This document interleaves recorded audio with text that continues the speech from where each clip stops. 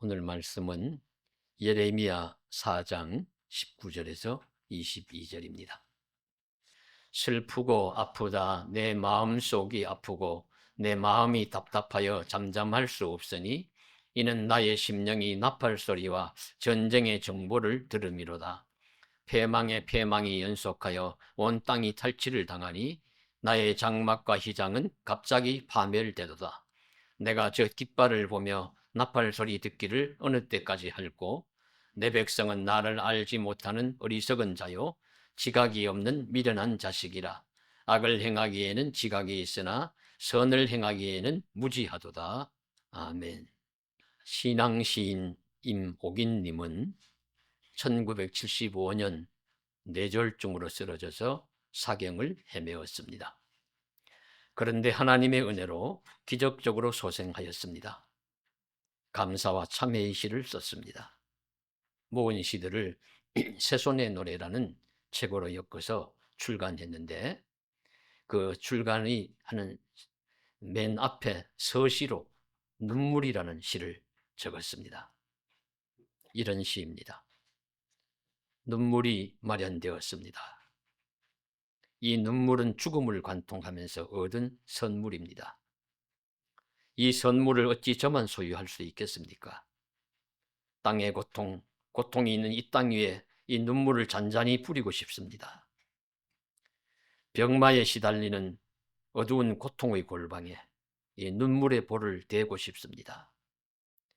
가난에 시달린 배고픈 저녁상 위에 이 눈물의 냉수를 한 그릇 떠놓고 싶습니다. 시르에 찬 어두운 당신의 골방에 이 촛불을 켜드리고 싶습니다. 고통과 암흑의 땅에 하늘의 목소리를 들을 수 있습니다. 이 음성을 전해드리고 싶습니다. 갈기갈기 찢어진 이 상처 위에 눈물의 샘은 치유의 기름이 될 것입니다. 흘려도 흘려도 다함없는 주님의 눈물입니다. 받아도 받아도 다함없는 주님의 눈물입니다. 이 선물을 나누고 싶습니다. 우주 끝 시간 끝 한이 없습니다. 나는 이 사랑을 주님의 못 박힌 손에서 받았습니다. 순수 공간 위에 떠있는 나의 영혼, 이리도 먼 속세, 그러나 아직도 남아있는 티끌, 이야기를 시작하리라. 평생에 엮어오던 이야기를 평생에 구사하던 말로 긴 인생의 시를 쓰리라. 눈물의 잔을 기울여 진실의 입김을 불어넣어 나의 시를 쓰리라. 눈물에 대하여 절실한 감정이 여러 가지 깊은 내용들 잘 적은 시인 줄로 압니다. 평생에 엮어오던 이야기를 평생에 구사하던 말로 긴 인생의 시를 쓰리라. 눈물의 잔을 기울이고 진실의 입김을 불어넣어 시를 쓰리라고 하면서 끝을 맺는 이 시, 눈물시에 우리 가슴이 뭉클해집니다.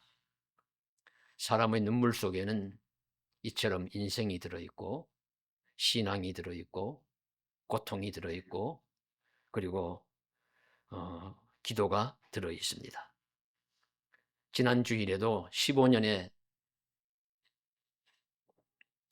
나이 시기를 더 연장받은 히스기야의 최선의 병기는 눈물의 기도였습니다. 그러면서 함께 하갈의 눈물, 한나의 눈물, 히스기야의 벽을 보고 통곡하며 울던 그 눈물의 기도가 그들의 최종 병기, 비밀 병기였다는 사실을 살펴보았습니다. 그런데 성경에서 눈물, 울음하면 빼놓을 수 없는 한 사람이 있습니다. 바로 예레미야입니다. 예레미야는 눈물에 관한 한 최고봉입니다. 울음에 관한 한 독보적인 존재라고 할 수 있습니다. 그래서 울보 선지자, 눈물의 선지자라는 별명이 붙어 있고요.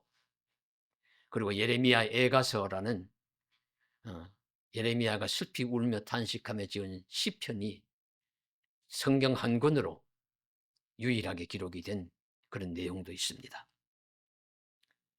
그렇게 할 만큼 눈물의 최고 봉우리를 차지한 예레미야의 눈물에는 어떤 사연이 있겠습니까? 사람의 울음과 눈물에는 사연이 참 많습니다. 눈물의 가장 보편적인 원인은 슬픔과 상실입니다. 이별, 사별 혹은 큰 실패를 경험했을 때 우리 몸은 그 고통을 느끼고 그 고통을 눈물로 통해서 표현합니다. 주로 아픔과 고통을 배출하는 과정에서 사람은 울고 눈물을 흘립니다. 그런데 그것만은 아니죠. 그 반대로 기쁨과 극도의 감격이 있을 경우에도 눈물을 흘립니다. 어떤 대회에서 우승을 하거나 큰 상을 받거나 하면은 뭐 활짝 웃기도 하지만 너무 좋아서 뭐 눈물을 콸콸 흘리는 경우가 많습니다. 흔히 볼 수 있는 연말에 뭐 연예인들 대상 받으면은 10이면 9명은 눈물을 흘리며 수상 소감을 말합니다. 너무 좋아서 감사해서 흘리는 눈물이기도 합니다. 억울함이 있어도 눈물을 흘리고 분노해서도 눈물을 흘리고 이렇게 좋아해서도 눈물을 흘립니다. 이별할 때도 눈물을 흘리고 만날 때도 눈물을 흘립니다. 이 사도 바울이 에베소 장로들과 다시 만나지 못할 줄 알고 바닷가에 그들이 모여서 눈물로 기도하고 통곡하며 서로 숙별의 장면이 나오기도 합니다. 남북 이산가족 찾기 우리 그 프로를 보면 눈물로 상봉하는 그런 모습을 보기도 합니다. 이렇게 눈물은 그야말로 사람이 가진 다양한 감정의 표현이며 다양한 상황에 대한 적극적인 반응이 아닐 수 없습니다. 그러면 울보 선지자 예레미야의 울음은 어떠합니까? 예레미야의 눈물은 어떤 경우에 흘리는 것일까요? 첫째로 예레미야의 눈물은 그가 핍박받고 고난받음으로 인하여 흘리는 자기 연민의 눈물이었습니다. 예레미야는 왕 요시야 12년부터 남유다가 멸망하기까지 약 40년간을 그는 줄기차게 예루살렘의 멸망과 남유다의 멸망을 예언했습니다. 그런데 이 말을 백성들과 왕은 듣기가 싫은 거예요. 생각해 보십시오. 이 나라가 망할 것이라고. 하나님 말씀만 들으면 이렇게 살면 멸망하고 말 것이라고 자꾸 이렇게 예언하면서 다니니까 너 이 매국노, 이 나쁜 놈, 우리나라 멸망하기를 바라는 것 아니냐. 이렇게 배신자로 낙인을 찍어서 매국노로 낙인을 찍어서 그를 핍박하는 것입니다. 그는 진실을 말하였지만 억울하게 핍박받고 고통받았습니다. 먼저 그는 가까운 고향 사람들, 친척들에게 배척을 당했습니다. 고향 아나돗 사람들과 친척들이 그를 협박하고 배척했습니다. 그리고 같은 선지자 그룹에서도 너는 우리 이름으로 예언하지 말라는 협박을 받으면서 고독한 길을 걸어야 했습니다. 고관들이나 왕도 그를 핍박했습니다. 당시 송전 총감독이었던 바수훌은 예레미야의 예언을 듣고 그를 때리고 착고해 채워서 내버려 두기도 했습니다. 예레미야는 조국을 사랑하여서 하나님의 말씀을 그들에게 전하였지만 친바벨론인 인물로 매국노로 몰아서 고통을 주었습니다. 시드기야 왕 시대에는 분노한 그 왕과 고관들이 그를 반역자로 몰아서 물이 없고 진흙 가득한 진흙 구덩이에 던져 넣었습니다. 그는 굶어 죽을 수밖에 없었지만 하나님의 은혜의 손길, 도움의 손길로 말미암아 간신히 살아났습니다. 그러니 그는 환영받고 인기 있는 예언자가 아니라 당시 나라 백성과 왕과 고관들에게 소위 미움덩어리 같은 존재였습니다.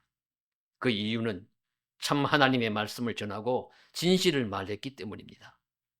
그는 끊임없이 회개하지 아니하면 나라가 멸망할 것이라고 선포했습니다. 그리고 멸망이 확정되자 바벨론에 대항하지 말고 차라리 항복해라. 그것이 피해를 줄이는 길이라고 권면했습니다. 그래서 미움받고 핍박받고 고통을 받았습니다. 소외를 당하고 박해를 당함으로 그는 울고 눈물을 흘렸습니다. 그래서 예레미야가 오죽하면 예레미야 20장 9절에 보시면 내가 다시는 여호와를 선포하지 아니하며 그의 이름으로 말하지 아니하리라 하면 나의 마음이 불붙는 것 같아서 골수에 사무치니 답답하여 견딜 수 없나이다. 내 사역 이제 그만두겠다. 내 다시는 말하지 않겠다. 그래서 하나님이 강권적으로 압박하셔가지고 말씀하게 하시니 내가 다 심령이 답답하고 불붙는 것 같아서 견딜 수 없어. 또다시 말을 할 수밖에 없는, 그렇게 함으로써 고난을 당하는 비운의 선지자, 눈물의 선지자 예레미야였습니다. 여러분도 진실을 말하기 때문에 미움을 받고 하나님의 뜻을 가감없이 전하기 때문에 배척받아 본 적이 있으십니까? 사실 때로는 미움받을 용기도 필요합니다. 진실을 말한다고 배척받고 미움받고 박해받을 수 있습니다. 예수님도 당시에 얼마나 자기 백성에게 미움을 받았으면 빌라도는 살려주려고 애를 쓰는데 자기 백성들이 소리를 지르면서 십자가에 못 박아라, 못 박아라 해서 못 박히고 죽으셨습니다. 바울이 얼마나 같은 동족 유대인들에게 미움을 당했으면 바울을 죽이지 않으면 물도 마시지 않고 밥도 먹지 않겠다고 그렇게 한 암살조가 40여 명이 대기하면서 그를 죽이려고까지 했겠습니까? 그러니 단순히 사람의 칭찬을 받고 인기를 누린다고 좋아할 일은 아닙니다. 무슨 일로 누구에게 어떻게가 중요합니다. 종종 말씀드리지만 우리 도둑들 세계에 가면 잘 훔치는 자가 인기 있고 칭찬받아요. 강도들 세계에 가면은 사람 잘 때리고 아주 압제하고 노략질 잘 하는 자가 인정받고 칭찬받는 것입니다. 이런 곳에서는 의인은 눈물을 흘릴 수밖에 없습니다. 외로움과 고통 속에 울 수밖에 없습니다. 예레미야의 울음과 눈물은 그런 눈물이었습니다. 진실을 말해도 들어주지 않는 세상 사람들, 오히려 몰아붙이고 고통을 주는 이웃들, 고관들, 동료 예언자들이 많은 세상에서 의로운 선지자는 필연적으로 눈물을 흘릴 수밖에 없었습니다. 그러나 너무 슬퍼하지 마십시오. 이런 슬픔과 고통, 외로움 속에서 흘리는 눈물을 하나님이 기히 보십니다. 왕 중의 왕 다윗도 울보 다윗, 눈물의 다윗이라고 할 수 있습니다. 다윗도 보면 종종 우는 장면이 나옵니다. 물론 자기가 죄를 짓고 탄식하며 회개하면서 우는 눈물도 있지만 억울한 눈물들도 있습니다. 그래서 얼마나 그가 많이 울었으면은 시편 6편 6절에 내가 탄식함으로 피곤하여 밤마다 눈물로 내 침상을 띄우며 내 혀를 적시나이다. 그렇게 고백했겠습니까? 시편 56편 8절에 나의 유리함을 주께서 계수하셨사오니 나의 눈물을 주의 병에 담으셔서 이것이 주의 책에 기록되지 아니하였나이까. 눈물이 너무 귀해가지고 눈물병에 담아서 간직하고 싶다. 세상 친구가 떠나고 멀리할 때 하나님이 친구가 되어주시고 가까이 해주셨습니다. 세상 사람들이 외면하고 괴롭힐 때 하나님이 찾아와 함께 하시며 위로해 주시는 것입니다. 그 위로가 힘이 되고 소망이 되고 선으로 성취되는 아름다운 역사가 나타날 수 있을 줄로도 믿습니다. 예수님이 우리를 부르신 음성을 들어보십시오. 수고하고 무거운 짐진 자들아 다 내게로 오라. 내가 너희를 쉬게 하리라. 이때 수고하고 무거운 짐은 우리의 눈물과 탄식의 짐도 있습니다. 예수님이 대신 지신 짐 속에는 억울하게 욕먹고 당하는 고통의 짐도 있습니다. 그래서 흘리는 우리의 울음과 눈물이 있는 것입니다. 그러니 그런 울음을 울 때 너무 낙심하지 마시고 찬송가 394장과 같은 찬송을 부르면서 위로받으십시오. 이 세상의 친구들 나를 버려도 나를 사랑하는 이 예수뿐일세. 예수 내 친구 날 버리지 않네. 온 천지가 변해도 날 버리지 않네. 온 천지가 변해도 예수 날 버리지 않네. 그런 은혜의 복된 삶을 살아가시는 저와 여러분 되시기를 주님의 이름으로 간절히 축원합니다. 둘째로 예레미야의 눈물은 나라가 멸망하는 것을 아파하고 그래서 고통당하는 백성에 대하여 슬퍼하는 눈물이었습니다. 즉 자신도 아프지만요, 자기 아픈 건 둘째 문제예요. 나라가 멸망하니까 온통 사방이 그냥 참혹하고 너무 아픈 것 투성이입니다. 고통 많습니다. 왕에서 평민까지 살해를 당하고 매를 맞고 결박되어 포로로 이끌려가고 부모와 자녀가 이별하고 집은 불타고 재산은 빼앗기고 눈뜨고 볼 수 없는 참상이 많이 있습니다. 그것을 통해서 그것을 바라보면서 흘리는 눈물입니다. 이웃의 눈물, 백성의 눈물, 그 사람의 눈물이 나의 눈물, 나의 울음이 되는 것입니다. 예레미야는 일찍이 이런 참상을 예고하였습니다. 예레미야 6장 26절에 딸 내 백성이 굵은 배를 두르고 재에서 구르며 독자를 이름같이 슬퍼하며 통곡할지어다. 멸망시킬 자가 갑자기 우리에게 올 것입니다. 예고된 비극이었습니다. 그리고 막상 나라가 멸망하고 고통이 다가오자 모든 사람이 큰 고통받았습니다. 그때 당하는 그 아픔을 이렇게도 표현합니다. 너희는 죽은 자를 위하여 울지 말며 그를 위하여 애통하지 말고 잡혀간 자를 위하여 슬피 울라. 그는 다시 돌아와 그 고국을 보지 못하리라. 예레미야 22장 10절에 나오는 말씀인데요. 얼마나 오죽하면 죽은 자를 위해서 울지 말고 포로된 자를 위해서 울어라. 살아있는 자를 위해서 울라고 그렇게 권면했겠습니까? 예레미야 애가의 내용을 보면 더욱 절절합니다. 슬프다 이성이여, 전에는 사람들이 많더니 이제는 어찌 그리 적막하게 앉았는고. 전에는 열국 중에 크던 자가 이제는 과부같이 되었는고. 전에는 열방 중에 공주였던 자가 이제는 강제로 노동하는 자가 되었도다. 예레미야 애가서의 1장 1절의 말씀인데요. 다윗 솔로몬 시대 그 화려하던 건물들, 아름다운 거리들, 화려한 집들 다 무너지고 폐허가 되었습니다. 다 불타버렸습니다. 적막강산처럼 되은 것이죠. 사람이 그렇게 많더니 어찌 이리 적막강산처럼 빈 곳이 되었느냐. 공주 같고 왕녀 같던 자들이 어떻게 시녀 하녀처럼 보다도 못하게 되었느냐 탄식합니다. 그래도 2절에 가시면은요, 밤에도 슬피우니 눈물이 뺨에 흐르며 사랑하던 자들 중에 그에게 위로하는 자가 없고 친구들도 배반하여 원수들이 되었도다. 밤은 좀 쉼이 있어야 하고 편안해야 하잖아요. 근데 밤이 통곡하는 기간이에요. 우는 시간입니다. 잘 지내던 친구들도 멀리 떠나가고 사랑하던 사람들도 배반자가 되었습니다. 주변에 도와줄 사람이 아무도 없는 그런 고통스러운 세월을 말씀하고 있습니다. 애가에 나오는 많은 슬픔과 아픔 고백하는 문장 중에 3장 12절 13절을 보시면 활을 당겨 나를 화살의 관역으로 삼으시며 화살통에 화살들로 내 허리를 맞추셨도다. 활을 탁 쏘면 우리 활 궁터 같은데 옆에 지나가다 보면 거기에 관역에 맞는 소리가 텅텅 납니다. 근데 그게 관역이 아니고 내가 화살바지가 되어서 맞는다고 생각해 보십시오. 내 심장이 뚫리고 내 온몸이 뚫린다고 하면 그 고통과 아픔이 얼마나 크겠습니까? 그런 화살 덩어리가 같이 된 자가 나와 내 이웃, 내 민족이래, 사람들이다. 그래서 우고, 그래서 눈물을 흘리는 것입니다. 예레미야도 함께 고통을 당하지만 그는 자신의 고통보다도 나라와 백성이 당하는 고통에 함께 합해하며 흘리는 눈물이 흘립니다. 나라의 고난에 동참하며 타인의 고통에 공감하며 눈물을 흘립니다. 이것을 성경에서 긍휼의 마음이라고 합니다.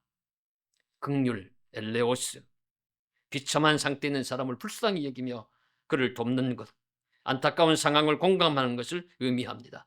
선지자 예레미야는 자신의 아픔 때문에도 울지만 이웃의 아픔을 나의 아픔으로 여기며 긍휼의 눈물을 흘립니다. 우리도 이 눈물이 있어야 합니다. 예수님이 죽은 나사로의 무덤에 갔을 때 눈물을 흘리셨더라. 요한복음 11장 35절에 나오는데요. 이때 예수님이 흘리신 눈물은 어떤 의미일까요? 나사로의 죽음 때문이 아닙니다. 죽은 나사로는 금방 살릴 것이니까 그건 눈물의 대상이 되지 않아요. 나사로의 죽음 때문에 울고 있는 이웃 사람들, 나사로의 죽음, 오라비의 죽음으로 인해서 울고 있는 그 마르다, 마리아 그 울음, 함께한 울음이고, 그렇게 울면서 죽음에 탄식할 수밖에 울고 있는 그 가련한 인생의 모습을 생각하시면서 우신 거예요. 이웃을 향한 긍휼의 마음으로 우신 것입니다. 우리도 그런 눈물을 흘릴 때가 있습니다. 다른 누군가를 생각하면서 흘리는 눈물은 값이 있습니다. 제가 그 눈물의 대상이 된 적이 있습니다. 신학교를 졸업하고 목사가 되기 전 전도사 시절이었는데 그때 참으로 열정이 넘쳤던 것 같습니다. 불같은 열정으로 자충우돌 하면서 나름 열심히 섬긴다고 교회를 섬겼습니다. 그러다 보니까 교회가 큰 교회니까 다른 여러 부목사님들도 계시고 전사님들 계시고 하는 데서 미운 오리 새끼처럼 그렇게 여겨졌던 것 같습니다. 저는 의식을 잘 못했어요. 사실 그렇게 하지만 그냥 잘하는 줄 알고 열심히 하는 줄 알고. 그런데 사람들의 눈에나 누군가의 눈에는 그렇게 보였던 것 같습니다. 그래서 그 교회에 지금은 돌아가셨지만 장명자 권사님이라는 분이 계셨는데 몸집이 크시고 눈이 부리부리하시고 직설을 잘하시고 호랑이 권사님이세요. 그런 권사님이 계셨는데 교육부 전체 총무도 하시고 그 권사님 앞에 가면 다른 권사님들이나 집사님들이 벌벌 떨 정도로 그러셨는데 하루는 여전도사님이 와서 전해주시기를 전도사님 우리 그 장권사님이 우리 전도사님 이야기를 하시면서 여러 목사님들 사이에서 끼어서 고생하시고 고통받으시는 것이 너무 힘들어 보이신다고 통곡을 하셨어요. 그러시는 거예요. 통곡을 하셨대요. 펑펑 우셨어요. 그래서 그 말씀을 듣는 순간에 평소에는 그런 내색 한번 안 하셨지만 속마음으로 저를 얼마나 아끼셨으면 사랑해 주셨으면 그럴 수 있었을까 그렇게 느낄 수가 있었습니다. 예레미야의 눈물은 백성을 향한 그런 눈물입니다. 그들을 아끼고 사랑하며 자신의 아픔보다도 그들의 고통을 더 슬퍼하는 연민과 긍휼의 눈물이었습니다. 하나님은 이런 선지자, 이런 성도를 위로해 주실 줄로 믿습니다. 그리고 큰 은혜와 복을 내려주실 줄로 믿습니다. 이웃을 향한 아름답고 선한 눈물이 우리의 눈에 흐를 수 있기를 주님의 이름으로 간절히 소망합니다. 셋째로 예레미야는 더 차원 높은 수준의 눈물을 흘렸습니다. 심판을 당하는 인간을 보시며 마음 아파하시는 하나님의 눈물을 공감하며 하나님을 대신하여 흘리는 눈물입니다. 하나님의 울음을 대신하여 우는 것입니다. 백성들이 우상을 섬기고 고집스럽게 불신앙으로 살아가면 하나님의 심판을 받을 수밖에 없어요.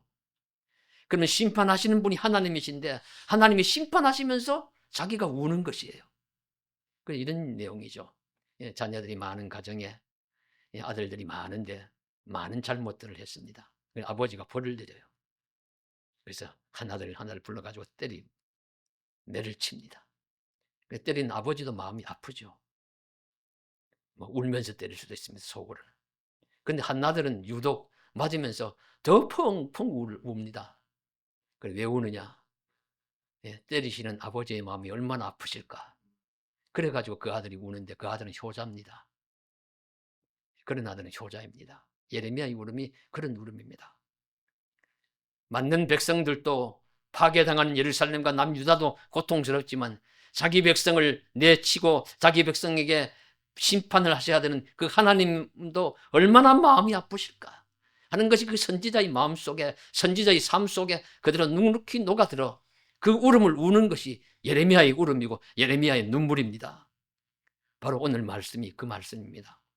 슬프고 아프다, 내 마음속이 아프고 내 마음이 답답하여 잠잠할 수 없으니 이는 나의 심령이 나의 나팔소리와 전쟁의 정보를 들으미로다. 패망이 연속하여 온 땅이 탈취를 당하니 나의 장막과 휘장은 갑자기 파멸되도다. 나의 장막과 휘장, 하나님의 집을 의미합니다. 성전을 의미해요. 나의 장막은 하나님의 장막이고 하나님의 휘장이죠. 예레미야의 장막이 아니고 예레미야의 휘장이 아닙니다. 그리고 하나님의 눈물을 하나님과 예레미야의 그 탄식과 울음이 그래서 서로 오버랩, 서로 겹쳐져 있는 것이에요. 예레미야가 내가 답답하여 견딜 수 없다 눈물 흘린다는 것은 하나님의 눈물, 하나님의 울음이 예레미야를 통해서 나타나는 것입니다.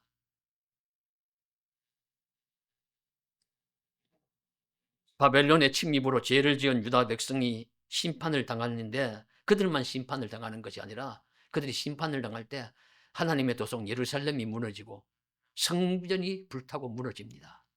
하나님의 집이 함께 불타고 무너지는 거예요. 그래서 유명한 우리 예레미야 7장 2절에 예레미야의 성전 설교가 나오는데 이런 내용입니다. 하나님이 예레미야에게 너는 성전의 문에 서서 성전을 들어가는 사람들에게 선포하라고 합니다. 그러면 선포할 때 성전에 들어가는 사람들에게 선포를 하면 어떤 선포를 해야 되겠습니까? 이 성전에 들어가는 자마다 복을 받을 것이고 구원을 받을 것이고 하나님의 은혜가 넘칠 것이라고 선포해야 되는데 그렇게 선포를 못하는 거예요. 왜냐하면 그렇게 하려면 하나님의 말씀을 잘 듣고 우상을 섬기지 아니하고 악한 짓을 하지 않고 정의를 행하고 하나님을 잘 믿어야만 그렇게 선포를 할 수 있는데 그들은 그렇게 하지 않습니다. 거짓말을 의존합니다. 그들은 도둑질하고 살인하고 간음하고 바알에게 분향하고 그들이 알지 못하는 다른 신들을 따르면서 이 집에 들어와 하나님의 앞에 서서 내가 구원을 받았다고 말하는 그런 거짓말을 하는 그 거짓말에 내가 속아 넘어가겠느냐? 내 집이 도둑의 소굴로 보이느냐? 그런 집을 내가 어떻게 하는가 보라. 그렇게 선언합니다. 너희가 아무리 기도해도 불러도 대답하지 않을 것이라고. 이 집에서 너희를 쫓아낼 것이라고. 그래서 결국 그 예루살렘 성전은 멸망을 당합니다. 예레미야는 끝까지 예루살렘 성전이 멸망할 것이라고 선포했습니다. 그것은 유다 말기 집권한 왕들과 성전 지도자들의 형식적이고 위선적인 신앙을 그들이 버리지 않고 계속했기 때문입니다. 그래서 하나님은 그러한 성전은 멸망할 것이라고 예레미야 입술을 통해서 선포하게 하셨습니다. 그래서 주전 605년 바벨론 왕 느부갓네살이 에룹의 바로누가의 군대를 갈그미스 전투에서 격파하고 남하여 예루살렘 성전을 불사르고 맙니다. 예레미야 예언은 성취되었습니다.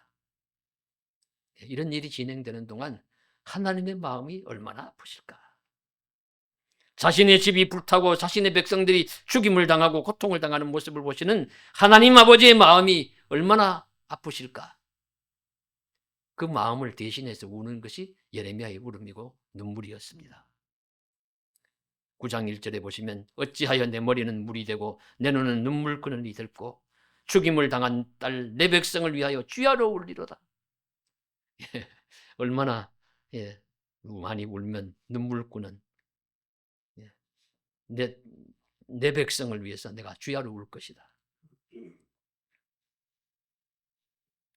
예수님도 멸망할 예루살렘 성을 보고 우신 적이 있어요. 예수님이 우셨다는 말씀은 사실 3번밖에 안 나와요. 아까 말씀드린 그 나사로의 무덤에서 한 번 우셨고, 그리고 겟세마네 동산에서 기도하시면서 우셨고, 그리고 또 한 번이 뭐냐면 멸망할 예루살렘 성을 바라보시면서 우신 것입니다. 누가복음 19장 41절에 가까이 오사 성을 보시고 우시며 이르시되 너도 오늘 평화에 관한 일을 알았다면 좋을 뻔하였거니와 지금 내 눈에 숨겨졌도다. 멀지 않아 예루살렘 그 성전과 성이 로마에 의해서 파괴될 것을 안타까워하시면서 우시는 하나님의 울음을 대신하는 눈물이었습니다. 그래서 우리도 이 하나님의 눈물을 기억해야 합니다. 하나님도 세상의 곳곳을 보시며 흘리실 눈물이 많으실 것입니다.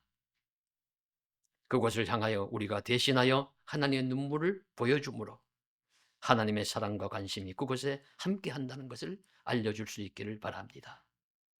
그리하여 그것이 파멸과 고통의 장소가 아니라 사랑과 평화의 처소로 거듭날 수 있기를 소망합니다. 우리 모두도 그런 눈물, 나의 아픔만이 아니라 이웃의 고통을 함께하는 눈물을 흘리고 하나님의 눈물을 대신하는 눈물의 사람이 되기를 주님의 이름으로 간절히 소망합니다. 기도드리겠습니다. 사랑하는 하나님, 오늘도 주님 앞에 나와 함께 예배하게 하심을 감사드립니다. 종려주일 성을, 예루살렘 성을 마지막 공생의 기간에 입장하시면서 어린 나귀 새끼를 타고 우스꽝스럽게 입장하셨지만 소수의 무리들일지 몰라도 사람들이 나와서 호산나 찬송하며 종려가지 흔들고 옷가지를 피면서 환영하는 이들도 있었습니다. 그러나 많은 사람들은 예수님을 대적하여 십자가에 못 박으라고 소리를 쳤습니다. 그 후에 하나님, 이런 예수님의 길을 믿음으로 잘 따르게 하여 주옵시고 결국에는 고난의 밤이 지나고 부활의 아침, 부활의 생명의 아름다운 역사를 체험하는 믿음의 사람들이 다 되게 하여 주시옵소서. 우리의 울음과 눈물이 나의 아픔과 고통을 위해서도 울지만은 이웃의 아픔을 위해서도 울고 하나님의 눈물을 대신할 수 있는 울음이 되게 하여 주시옵소서. 예수 그리스도의 이름으로 간절히 기도드리옵나이다. 아멘.